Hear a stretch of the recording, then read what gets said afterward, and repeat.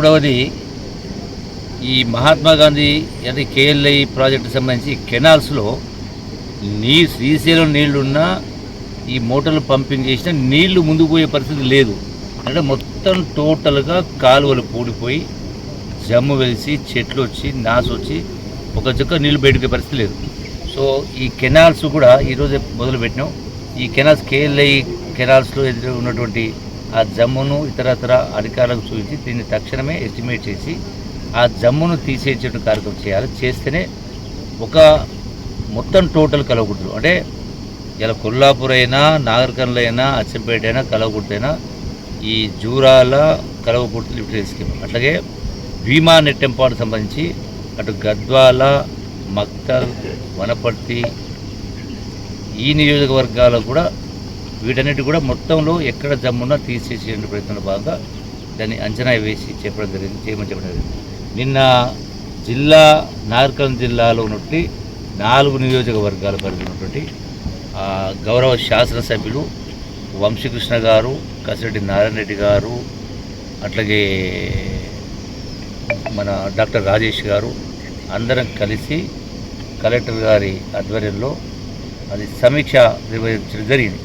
ఆ సమీక్షలో కూడా చాలా అంశాల పట్ల లోతుగా చర్చించి ఈ యొక్క రేవంత్ రెడ్డి గారి నాయకత్వంలో ఈనాడు ఏర్పడినటువంటి ఇందిరమ్మ ప్రభుత్వం, ఇందిరమ్మ పాలన, ప్రజాపాలన కొనసాగాలి. ఈ ప్రజాపాలన కూడా ఎట్లుండాలంటే ఏ అమరవీరులు రాష్ట్ర సాధన కోసం వందలాది మంది బిడ్డలు ప్రాణత్యాగాలు చేసిండ్రో మా చావులతో తెలంగాణ రావాలి, వచ్చిన తెలంగాణ పూర్తి పారదర్శకంగా అవినీతి రహితంగా ప్రజలకు మేలు జరగాలని ఒక ఆకాంక్షతోటి వాళ్ళు ప్రాణాలు అర్పించారు. ఆ ఆకాంక్షకు అనుగుణంగా ఇవాళ కాంగ్రెస్ ప్రభుత్వం రేవంత్ రెడ్డి గారి కాంగ్రెస్ పరిపాలన ప్రజా పరిపాలన. సో దానికి అనుగుణంగా పూర్తి పారదర్శకతో అన్ని రంగాల్లో అన్ని విషయాల్లో ఉండాలని సమీక్ష జరిగింది. నిన్న 4-5 సబ్జెక్టుల పైన అది మంచినీళ్ళు కావచ్చు, కరెంటు కావచ్చు, ధరణికి సంబంధించి ఇట్లా ప్రతి అంశంలో లోతుగా చర్చించడం జరిగింది. ఈ రోజున ఈ పాలమూరు రంగానికి సంబంధించి కూడా ఈరోజు మొత్తం పూర్తిగా సమీక్ష చేస్తూ ఉన్నాం. ఇంకొక అరగంటలో ఇప్పటికే మొత్తం చూసి వచ్చినాం. కలవకుర్తి, పాలమూరు ప్రాజెక్టులు, మిషన్ ప్రగతి ఇవన్నీ కూడా చూడడం జరిగింది. దీన్ని సమీక్ష చేస్తూ ఉన్నాం. దీనిపైన కూడా వీలైనంత త్వరితగతిన ఈ పాలమూరు రంగారెడ్డి కూడా వాస్తవంగా ఆనాడు ఎన్నికల సందర్భంగా కేసీఆర్ గారు ఆదరాబాదరగా ఒక పంపును ఆన్ చేసి నీళ్లు రిజర్వాయర్లు వదిలింది. ఆ రిజర్వాయర్ నుంచి ఒక అర్ధ కిలోమీటర్ కూడా నీళ్లు ముందుకు, అర్ధ కిలోమీటర్ ఏంది అసలు 200 గజాలు ముందుకు పోవు. నల్లాపు రిజర్వాయర్ నుంచి నీళ్లు ముందుకు పోవాలంటే ఈ 12 లక్షల ఎకరాలు నీళ్లు పోవాలంటే కొన్ని వందల కిలోమీటర్లు కెనాల్స్ పూర్తి కావాలి.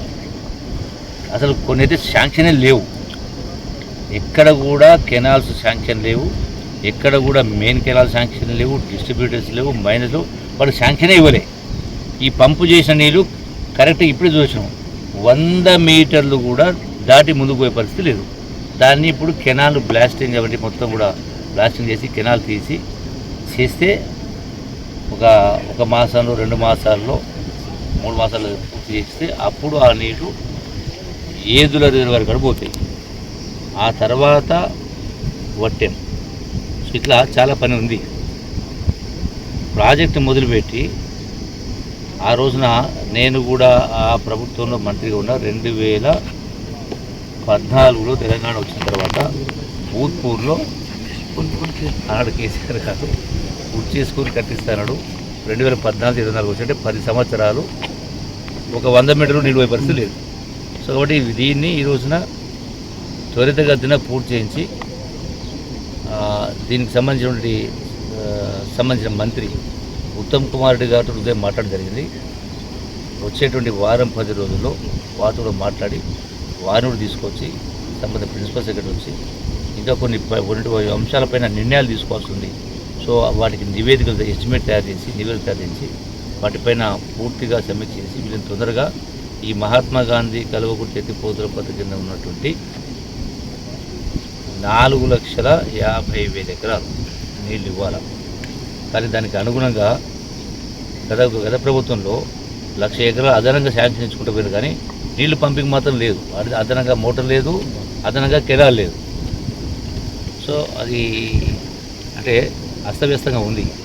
సో ఉన్నటువంటి 5 మోటార్లు నడిపించేటువంటి ప్రయత్నం చేస్తూ అది పూర్తి చేయాలంటే 2-3 మాసాలు సమయం పడతాయి. కాబట్టి చేసి ఇటు పాలమూరు సంగాటి ప్రాజెక్టు, అటు మహాత్మాగాంధీ కల్వకుర్తి, అటు నెట్టెంపాడు, భీమా, ఈ అన్ని ప్రాజెక్టులపైన రోజు కాలువలంటే తిరుగుతూ, ప్రాజెక్టులంటే తిరుగుతూ సమీక్ష చేసి రైతాంగం ఈ యొక్క సాగునీటి సమస్యలు అట్లాగే తాగునీటి సమస్యలు పరిష్కరించడం కోసం పూర్తిగా డే అండ్ నైట్, పొద్దున్న తెల్లవారుజామున 5 గంటలకు మొదలైతే రాత్రి 12 వరకు తిరగడము, చూడడము, గ్రౌండ్లో చూడడము, ప్రజలు కలుసుకోవడము, రాత్రి 12 దాకా సమీక్షలు చేయడం చేసి నిజమైనటువంటి పరిపాలన అంటే ప్రజాప్రతినిధులు ఇట్లా ఉండాలి.